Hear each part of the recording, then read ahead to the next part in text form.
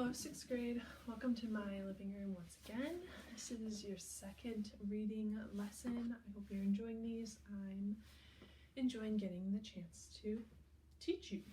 So, again, you're going to need Esperanza Rising today and your reader's notebook. I hope that most of you got those today. I tried to drop them off. There may be a few of you, Isaac year 1, that I didn't get to today, but you will get those materials on Thursday. As always, if you have a question or concern, just go ahead and tell your parents and they can contact me through phone or through email.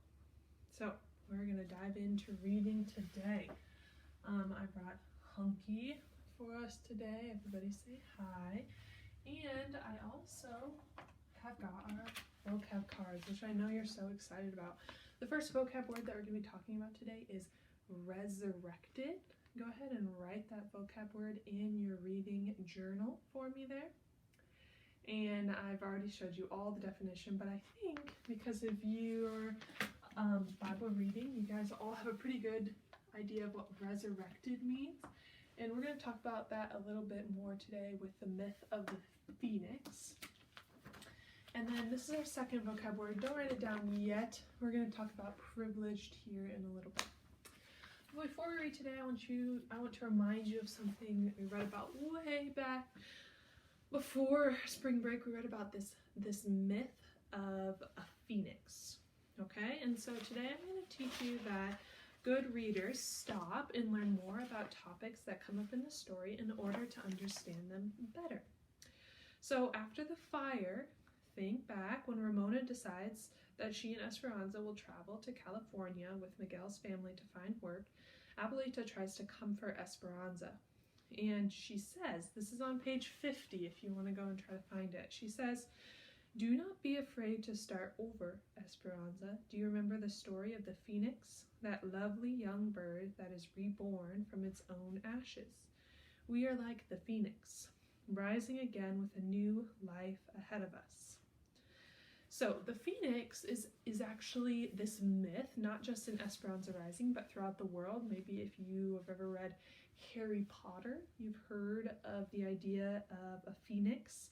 It's also prevalent in a few more myths, okay? And it appears in many, many cultures, but it's this idea that there's a bird that dies, but it can be reborn from its own ashes. So if you read Out of the Dust, you might remember the theme that life comes from death, and we're starting to see a similar theme in Esperanza Rising. So look for that today as we continue to read. So that's where resurrected comes in. The phoenix is a bird that is resurrected. So resurrected just means that something dead has been brought back to life. Now, the second vocab word that I want to talk to you about today is this word privileged. So I hope that you stop, take a minute now and go ahead and write down privileged in your reader's notebook, and just hit pause on the video right now and write down a definition of what you think privileged means. Okay, hopefully you followed that direction and didn't just watch me breathe in. But privileged means having special rights or advantages over other people. Now I'm hopeful that you can see this picture. It's a picture of a white and a colored water fountain. Now, there's a pretty strong example of privilege in the past in our country. In the past, in our country, if you had light skin, you had more privileges than other people, okay? You had special rights or advantages. It doesn't mean that it was right, doesn't mean that it was God honoring, but that's what happened in the past in our country. So privilege just means having special rights above another kind of person. Okay. Go ahead and write the real definition in your reader's notebook. Pause the video if you have to. Remember, it means having special rights or advantages over other people. Okay. We have been learning that good readers keep track of important characters and setting and important events, all those things we did before spring break. And today I'm going to teach you that good readers think about the conflicts or problems that are introduced in the story. So open your readers' notebooks up to a clean page and title it Conflicts. Now I'm going to do my best to do on this whiteboard. It might be kind of hard to see because we're not in the classroom, we're in my living room. But what you're writing in your writer's notebooks right now is conflicts. And as we create this list, I want you to copy it down wherever you are at home. Now, just because you're at home doesn't mean you can write like a slob. I want you to write neatly, okay? So, we are going to have a list that looks like this. Excuse me, hunky. Conflicts, C-O-N-F. Okay, and then under that, go ahead and a little bit smaller this time, write external conflicts.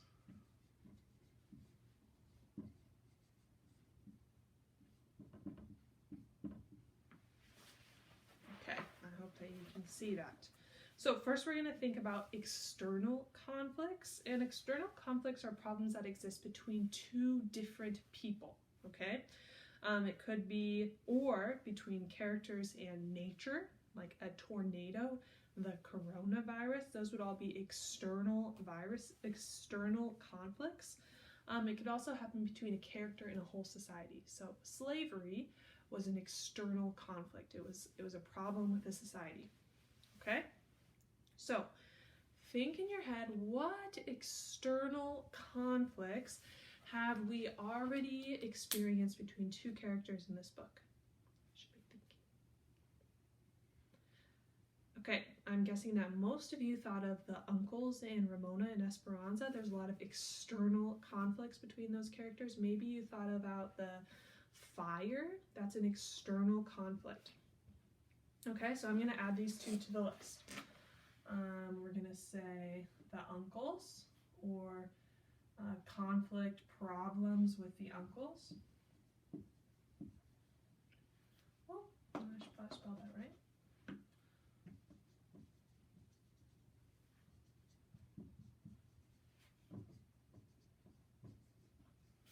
I'm also going to write down the fire. I'm going to come check to see that you can actually see those on the video.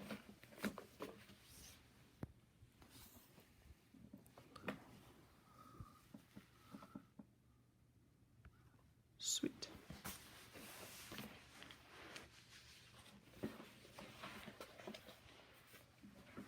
Okay, another type of conflict is an internal conflict. Now go ahead and take a guess of what an internal conflict is right now. Think about those prefixes, X for external and then internal. We'll let Hunky be our eraser today. Hunky.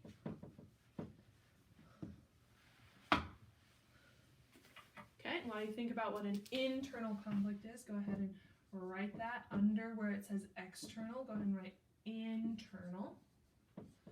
An internal conflict. And an internal conflict is a conflict that exists between two things in a person's mind. So maybe you're at home right now and you really want to play Fortnite, but you know that you should be watching this video and filling out your reading journal. And so you're having an internal conflict in your mind. You're thinking, I want to do this, but I should do this. We're going to see a lot of internal conflicts in Esperanza Rising as well. So we're going to begin reading on page 50, where it says, the next day, Abuelita's sister came for her in the wagon. So go ahead and turn to page 50 of your book. I'll wait for a few of you guys to get there. If you're really struggling, you could pause the video and then play it when you're at page 50 under the squiggle. Okay. It says, the next day, Abuelita's sisters came for her in the wagon. The nuns, dressed in their black and white habits gently lifted Abuelita into the back. They pulled a blanket under her chin, and Esperanza went and held her hand. She remembered the night that Alfonso and Miguel brought Papa home in the wagon. How long ago was that? She knew that it had only been a few weeks, but it seemed like many lifetimes ago. Esperanza tenderly hugged and kissed Abuelita. Now remember, Abuelita is not going with them to the United States because she is hurting her ankle. Mi nieta, we won't be able to communicate. The mail is unpredictable, and I'm sure your uncles will be watching my correspondence. But I will come. Of that you can be certain. While you are waiting, finish that for me. She handed Esperanza the bundle of crocheting. Look at the zigzags of the blankets. Mountains and valleys. Right now you're at the bottom of a valley and your problems loom big around you. But soon you will be at the top of a mountain again. After you have lived many mountains and valleys, we will be together. Through her tears, Esperanza said, please get well. Please come to us. Top of page 52. I promise, and you promise, to take care of Mama for me. Next, it was Mama's turn. Esperanza could not watch. She buried her head in Hortensia's shoulder until she heard the wagon pulling away. Then she went to Mama and put her arms around her. They watched the wagon disappear down the path until it was a speck in the distance, until even the dust was gone. That's when Esperanza noticed the old trunk with the leather straps that the nuns left. What's in the trunk? She asked. Our papers for travel and clothes from the poor box at the convent. The poor box? People donate them, said Mama, for others who cannot afford to buy their own clothing. Mama, at a time like this, must we worry about some poor family who needs clothes?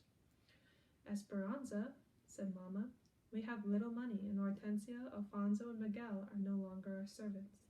We are indebted to them, our finances and our future. And that trunk of clothes for the poor, Esperanza, it is for us. Okay, I'm going to stop there just for a second. I'm using these stems that I have in my head.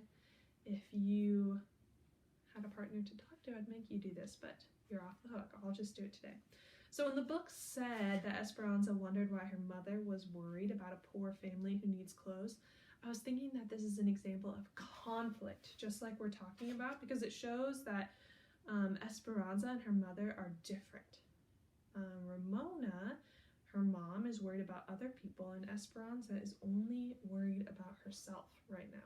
Okay, she's saying we shouldn't give clothes away to the poor right now. She's worried about herself, and Mama's worried about Miguel and Hortensia and Alfonso. So we can go ahead and add this to the list. I would add this to your list of external conflicts. So under the part that says external, if you didn't leave a space, go ahead and leave, you can just draw an arrow down to the bottom of your page, but external, and we can write that Mama and Esperanza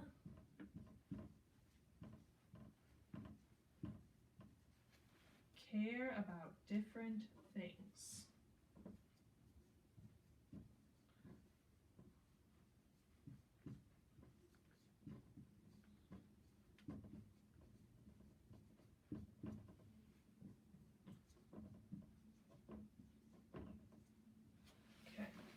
While you write that down in your reader's notebook, I'm going to go ahead and grab an eraser. Oh, wait, it's not very big.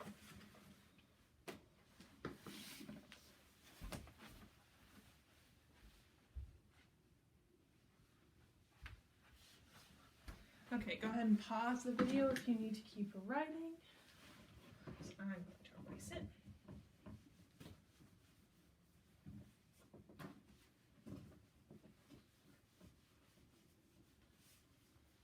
Okay.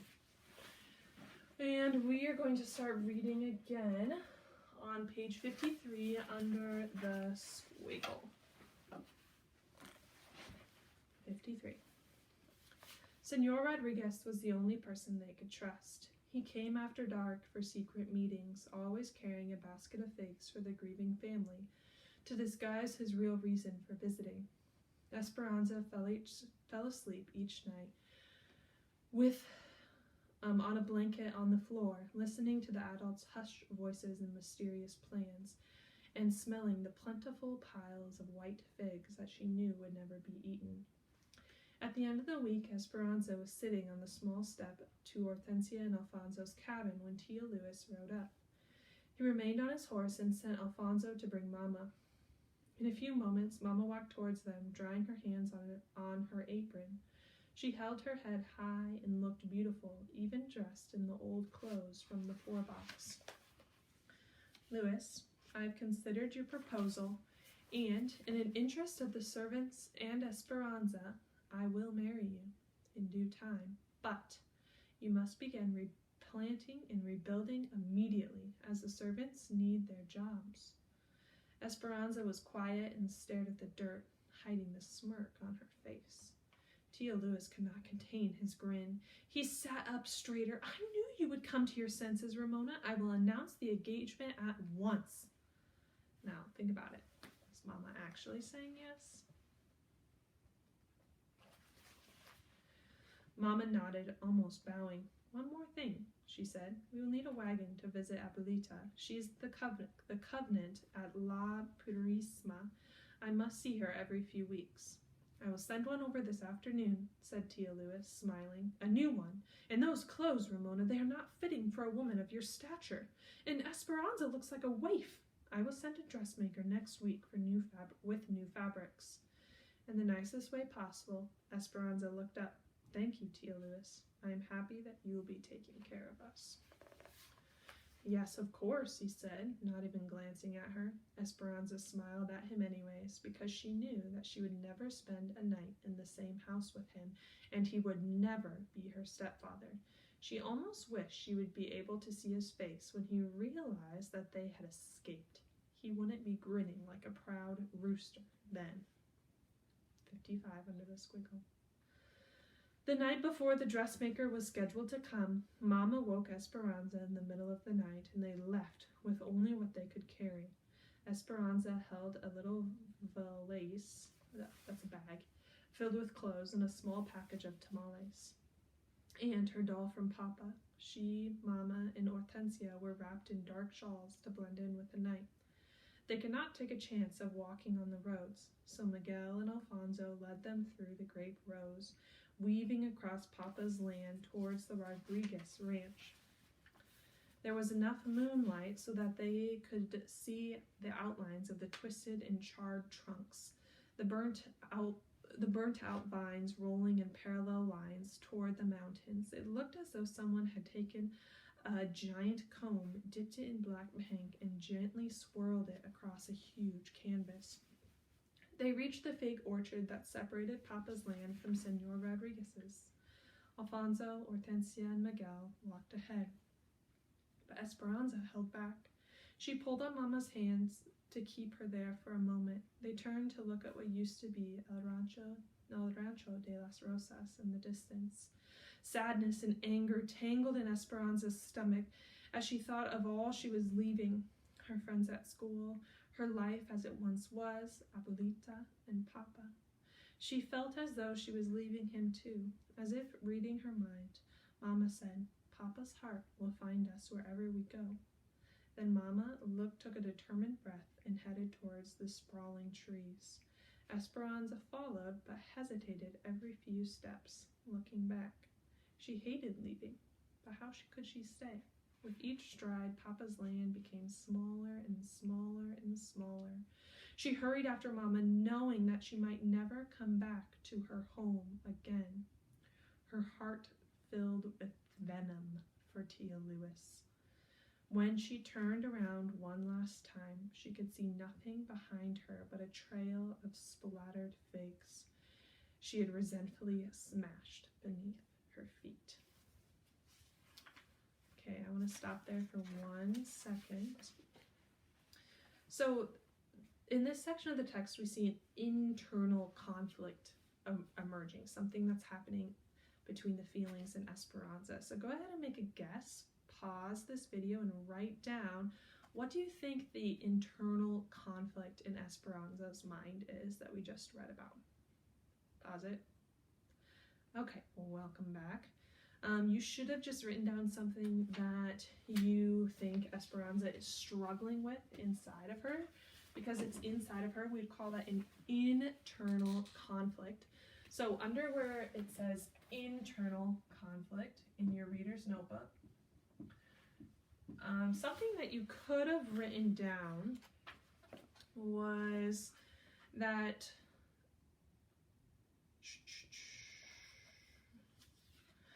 she's really sad that she has to leave.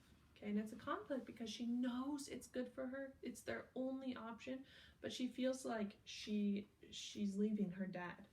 So you could say Esperanza, I'm just going to write E, resents or is sad about the fact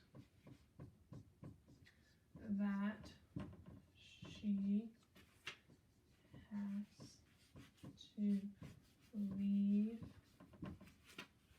her home. That's an internal conflict. She's doing something she really doesn't want to do. Okay, pause the video so you can finish writing that down. Okay, we are going to start reading again on page 57. I'm sorry, page 58, Las Guayabas, I think is how you say that. They emerged from the fig orchard and continued through the pear grove. When they came into a clearing, they saw Senor Rodriguez waiting with a lantern by the barn doors. They hurried inside. Pigeons fluttered in the rafters. Their wagon was waiting, surrounded by crates of green guavas. Did Marisol come? Asked Esperanza, her eyes searching the barn. I could tell no one about your departure, said Senor Rodriguez. When the time is right, I will tell her that you looked for her and said goodbye. Now we must hurry. You need protection. You need the protection of the darkness. Alfonso, Miguel, and Senor Rodriguez had built another floor in the wagon, higher than the real one, and opened at the back, with barely enough room between for Mama, Esperanza, and Hortensia to lie down. Hortensia lined it with blankets. Esperanza had known about the plan, but now she hesitated when she saw the small space. Please, can I sit with Alfonso and Miguel? Mija, it is necessary, said Mama. There are too many bandits, said Alfonso. It is not safe for women to be on the roads at night. Besides, your uncles have many spies, remember? That is why we must take a wagon to Zacatecas and catch the train there instead of from Las Aguas Calientes. Luis has bragged about the engagement to everyone, said Hortensia. Think of how angry he will be when he discovers you have gone. We cannot take the chance of you being seen. Mama and Hortensia said grateful goodbyes to Senor Rodriguez, then slid between the floors of the wagon. Esperanza reluctantly scooted on her back between them. When can we get out? Every few hours we will stop and stretch, said Mama. Esperanza stared at the wood planks just a few inches from her face. She could hear Alfonso.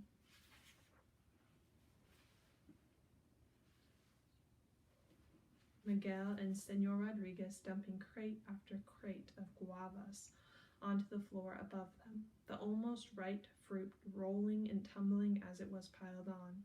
The guavas smelled fresh and sweet, like pears and oranges all in one.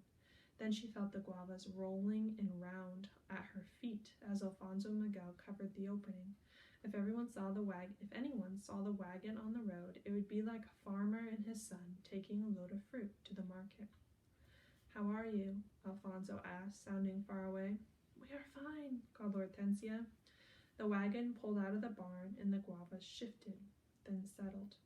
It was dark inside, and it felt like someone was rocking them in a bumpy cradle, sometimes side to side and sometimes back and forth.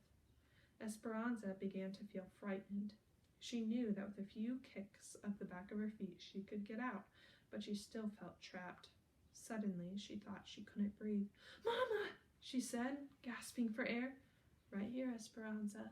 Everything is fine." "Do you remember," said Hortensia, taking her hand, "when you were only 5 years old and we hid from the thieves? You were so brave for such a little girl. Your parents and Alfonso and the other servants had gone to town. It was just you and me and Miguel in the house, and you were in your bedroom, and I was pinning the hem of your beautiful blue silk dress. Do you remember that dress? You wanted it pinned higher so your new shoes would show." Esperanza's eyes were beginning to adjust to the darkness into the pitch in the roll of the wagon. "Miguel ran into the house because he had seen bandits," said Esperanza, exhaling. She remembered standing on the chair with her arms outstretched like a bird ready to fly, while Hortensia fitted the sides of the dress. And she remembered those new shoes, shiny and black. "Yes," said Hortensia. "I looked out the window to see 6 men, their faces covered with handkerchiefs, and they all held rifles." This is just a memory she's remembering. They're still in the wagon. "They were renegades who thought they had permission to steal from the rich and give to the poor. But they didn't always give to the poor, and they sometimes killed innocent people."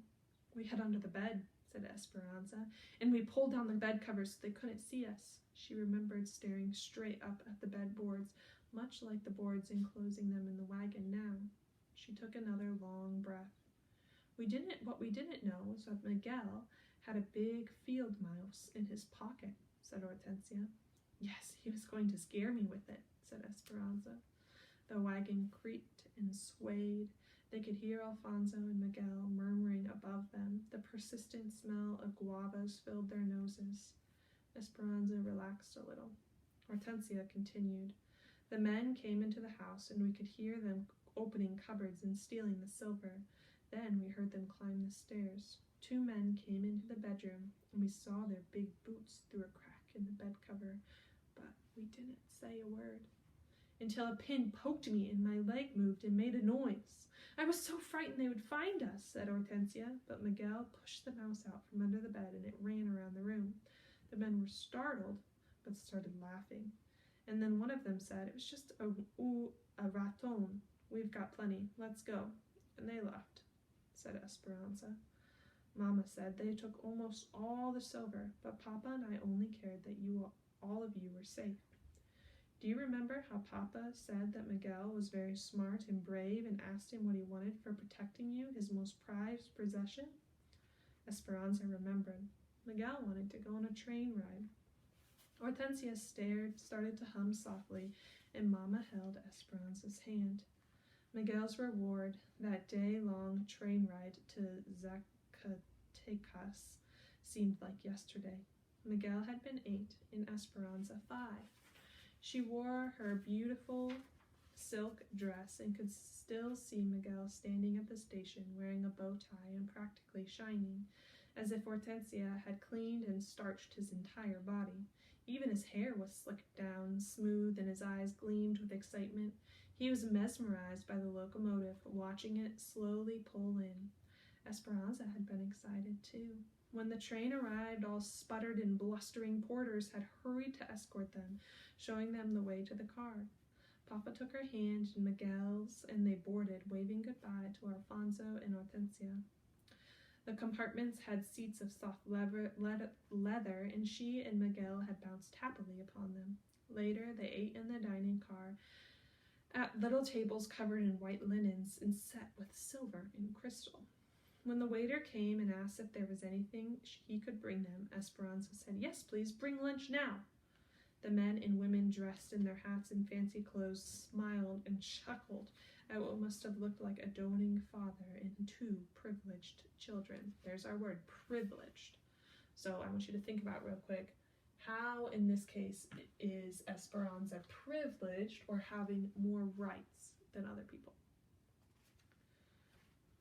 When they arrived in Zacatecas, the woman wrapped in a beautiful rebozo, on the top of page 65. Rebozo, a blanket shawl, boarded the train selling mangoes on a stick. The mangoes were peeled and carved to look like exotic flowers. Papa bought one for each of them. On the return side, she and Miguel, with their noses pressed against the window and their hands still sticky from the fresh mango, had waved at every person they saw. The wagon jolted them now as it hit a hole in the road. Esperanza wished she could get to Zacatecas as fast as she had on the day in the train, instead of traveling on the back roads hidden in the slow wagon. By this time, she was buried beneath a mountain of guavas and could not wave to anyone. There was no comfort, and there was no papa. Okay, that's where we're going to start reading today. What other conflicts could we write down that are starting to come up in the text? It could be an internal conflict, or it could be an external conflict. Pause the video and go ahead and write down any conflicts that you can think of.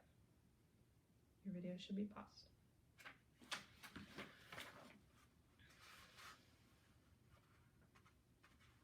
Okay, one that I thought of that maybe you wrote down, maybe you didn't, but you can write it down now, is that Esperanza, she's used to living a very privileged life. So we just read this really long flashback about how she lived with servants and her papa kind of spoiled her. And we're going to see how that treats her in the rest of the book. So under conflicts, this would be probably an external conflict, is that Esperanza is used to living a privileged, there's that vocab word again,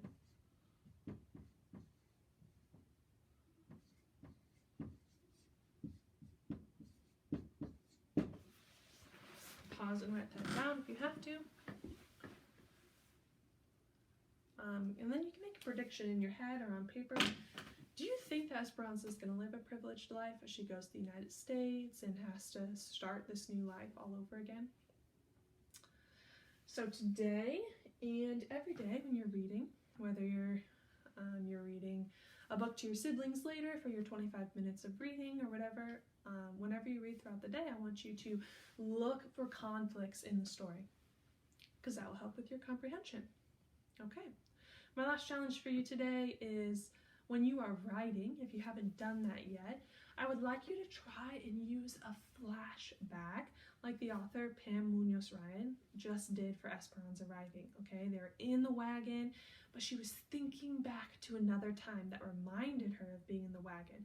And you guys can do that too when you're writing. Maybe you're writing a story about something that happened over spring break, and you could use a flashback to expand, to elaborate on your story. Okay, that's all I have for you today. I will see you, not really, but you will see me on a video again tomorrow.